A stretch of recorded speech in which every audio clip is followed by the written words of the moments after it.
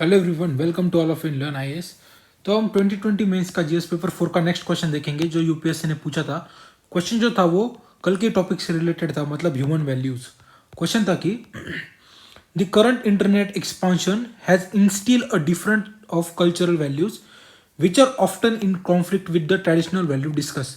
ठीक है, तो फिर से क्वेश्चन समझते हैं कि जो आज का जो करंट इंटरनेट एक्सपांशन हो रहा है, इसकी वजह से एक डिफरेंट कल्चरल वैल्यूज इमर्ज होके आ रही है इंटरनेट की वजह से, और वो कॉन्फ्लिक्ट कर रही है किसके साथ? हमारा जो ट्रेडिशनल वैल्यूज है उसके साथ कॉन्फ्लिक्ट कर रही है। ऐसा कल्चरल वैल्यू जो इंटरनेट की वजह से इमर्ज हुआ है, ये हमको डिस्कस करना है।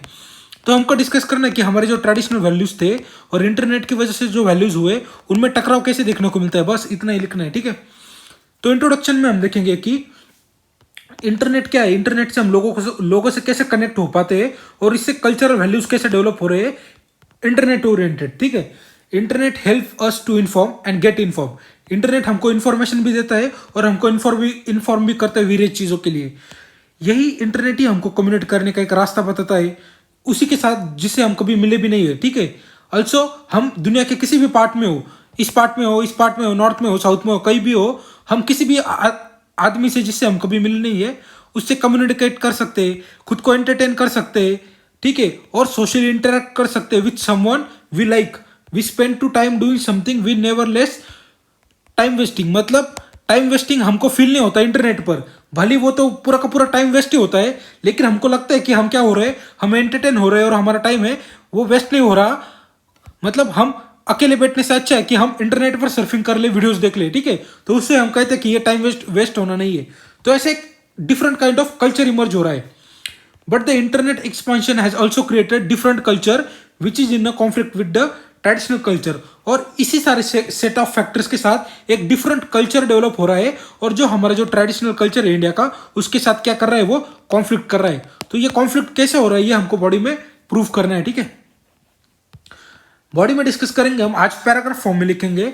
बॉडी में हम कहेंगे कि इंटरनेट कल्चर जो कल्चर है, इसको बहुत सारे फॉर्म में हम मैनिफेस्ट कर सकते हैं, जैसे कि use of computers, network for communication हो गया, एंटरटेनमेंट हो गया, बिजनेस हो गए, रिक्रिएशनल हो गए।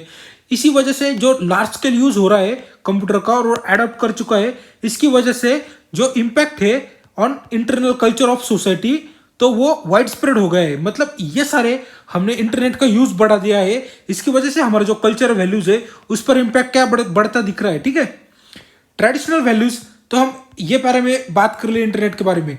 अब ये बारे में हम बात करेंगे ट्रेडिशनल वैल्यूज कौन से है जिसमें टकराव देखने को मिल रहा है इंटरनेट के साथ जो कल्चर डेवलप हो रहा है उससे।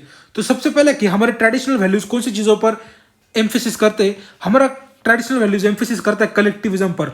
लोग आएंगे, आपस में मिलेंगे, बात करेंगे, कल्चर को शेयर करेंगे, फेस्टिवल सेलिब्रेट करेंगे। ये क्या है, ये कलेक्टिविज्म है हमारा, जो हमारा ट्रेडिशनल वैल्यू से करा है।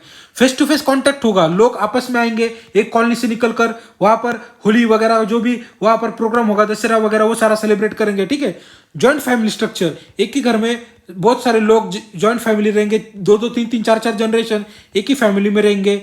हमारा वर्क इथिक्स, मतलब बड़ों की रिस्पेक्ट करना। ठीक है, ये सारे कौन सिखाता है, ये सारे हमारे ट्रेडिशनल कल्चर है। ठीक है, लेकिन जो सोशल मीडिया हाल फिलहाल में इमर्ज हुआ है, इसने हमारा जो traditional family and social values है उसको क्या किया है, डिस्टर्ब किया है। कैसे डिस्टर्ब किया है, एक ही फैमिली में क्या होता है, डिफरेंट डिफरेंट रूम में क्या करते हैं, लोग जाके बैठते हैं, पेरेंट्स अलग रूम में बैठते हैं, अपना इंटरनेट या फिर मोबाइल यूज करते हैं, चिल्ड्रन दूसरे रूम में बैठेंगे, या फिर जो ग्रैंड पेरेंट्स होते हैं वो अपना अपना दूसरा कुछ चीजें करते रहते हैं, क्योंकि उनको इंटरनेट का यूज नहीं पता। तो ये क्या, ये फ्रेगमेंटेशन हो रहा है हमारे फैमिली का। ठीक है, ये सोशल जो वैल्यूज है उसका क्या है, फ्रेगमेंटेशन है। इससे हमारा जो कल्चर है वो भी डिफेक्ट क्या हुआ है, अफेक्ट हुआ है। जैसे जो इंप्रूव क्रिएटिविटी और सोशल अवेयरनेस है वो भी क्या हुए है, वो अफेक्ट हुए। ठीक है, लेकिन however it also brought about a disconnect from the family and society and for its lack and face to face physical and contact. ठीक है, मतलब क्या कह रहा है ये पॉइंट कह रहा है कि हम जो इंटरनेट की वजह से जो सोसाइटी कल्चर से अलग होते जा रहे हैं, इससे हमारा जो फिजिकल कांटेक्ट है और फेस टू फेस कांटेक्ट है लोगों के साथ, सोसाइटी के साथ, वो भी कम होता जा रहा है। ठीक है, जैसे कि आजकल पता है कि अगर कोई फंक्शन वगैरह हो तो पहले जैसे कोई भी किसी के घर नहीं जाता इनविटेशन देने, कार्ड्स देने, सीधा सीधा क्या कर देता है, व्हाट्सएप कर देता है, फेसबुक पर भेज देता है, तो इससे क्या होगा, फिजिकल कांटेक्ट बहुत कम हो रहा है, फेस टू फेस कांटेक्ट भी कम होता जा रहा है। People can share what ever they want on social media.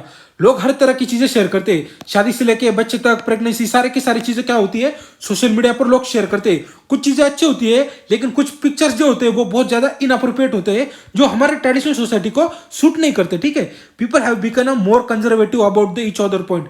लोगों को दूसरे की जिंदगी में झांकना बहुत पसंद हुआ है। इसकी वजह से दूसरे का जो कंजर्वेटिव या फिर पॉइंट है उसके बारे में जानना लोगों की रुचि होती है। ठीक है, people started to argue with each other, मतलब एक दूसरे से इंटरनेट का सहारा लेके आर्ग्यू भी करते, जैसे वही चीजें बात करते रहेंगे कि पॉलिटिकल व्यू, कोई एक साइड को सपोर्ट करेगा, कोई दूसरी साइड को सपोर्ट करेगा, और आपस में क्या करेंगे, गाली गलौज करेंगे। ठीक है, रिलीजन का भी टकराव देखने को मिलता है। हाँ, मतलब जिनको डोमिनेंस कास्ट में ज्यादा है या फिर माइनॉरिटीज, इनमें हमेशा क्लैशेस दिखने को मिलते हैं। कमेंट सेक्शन में जाके पढ़ोगे आप तो वही चलता रहता है। सोशल राइट्स पर देखते रहते कि एनिमल्स को ये वो, या फिर कल्चर को लेकर भी कभी कभी इंटरनेट पर डिबेट होती रहती है।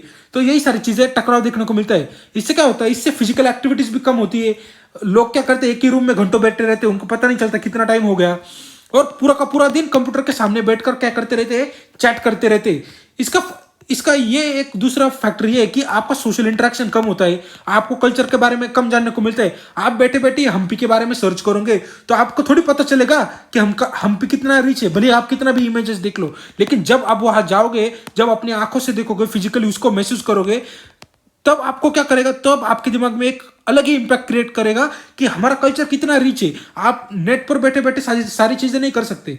Internet is often blame for the promoting dissemination of false and unreliable information. हर चीजें इंटरनेट पर क्या है, ट्रू नहीं होती, बहुत सारा अनरिलायबल और फॉल्स इंफॉर्मेशन, रेडिकल आइडियोलॉजीज भी बहुत ज्यादा प्रोपोगेट करती है। अनकंट्रोलेबल डिजिटल असॉल्ट, मतलब आपको देखा होगा कि हाल फिलहाल में जो रिसेंटली बच्चे या फिर कोई होता है जो फिल्म स्टार से जुड़े हुए हैं, तो नेपोटिज्म के नाम पर उनको बहुत ज्यादा ट्रोल किया जाता है, हरेस किया जाता है, उनको बहुत ज्यादा डेथ थ्रेट्स वगैरह दिए जाते हैं। तो उनका क्या होता है, डिजिटली असॉल्ट किया जाता है, डिसरिस्पेक्टफुल में ट्रीट किया जाता है, हर्टफुल और प्रोवोकेट किया जाता है। ठीक है, और इससे क्या होता है, इससे हम एक दूसरे से टच खो बैठते हैं। ठीक है, हार्मफुल इफेक्ट देखने को मिलता है आइडेंटिटी फॉर्मेशन का, या फिर साइकोलॉजिकल डेवलपमेंट जो होता है वो भी हार्मफुल वे में होता है। ठीक है, और जो हमारा कल्चर है वो क्या होता है, फ्रेगमेंट होने को लगता है। ठीक है, these are all the antithesis of the traditional value, मतलब ये सारे कौन सी चीजें अपोजिट है, कौन सी चीजों के, ये सारे अपोजिट है हमारे ट्रेडिशनल वैल्यू के।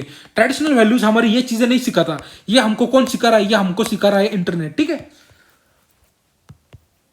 नेक्स्ट पैरा देखेंगे हम, however it is world all together different compromising a society, मतलब पूरा का पूरा एक डिफरेंट वर्ल्ड तैयार हो रहा है जो पहले एग्जिस्ट नहीं करता था। ठीक है, कल्चर या फिर वे ऑफ लाइफ, इसको कहेंगे हम, इसको हम इस टर्म से भी बुला सकते हैं कि द इंटरनेट सिविलाइजेशन।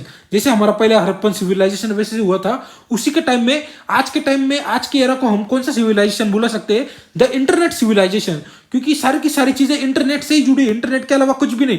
ठीक है, सस्टेनिंग इस आइडियाज, कस्टम, डिजिटल बिहेवियर, ये सारे के सारे कौन सी चीजों का रिवॉल्व अराउंड कर रहा है, सिर्फ और सिर्फ इंटरनेट सोसाइटी। और इसको हम इस नाम से भी टर्म कर सकते हैं कि this is could be term as the emerging internet culture, मतलब इंटरनेट का खुद का एक कल्चर हो गया है जिसका कैरेक्टरिस्टिक्स है isolation, face to face reduce contact. ठीक है, मतलब सिर्फ सर्फिंग और no physical contact, no physical activities. और जो हमारा ट्रेडिशनल वैल्यूज है वो कौन से कैरेक्टरिस्टिक बताता है कि लोगों को आपस में मिलना, आपस में आके सेलिब्रेट करना, आपस में आके बातचीत करना, एक दूसरे के कस्टम, कल्चर्स, फूड हैबिट, ये सारी चीजें शेयर करना।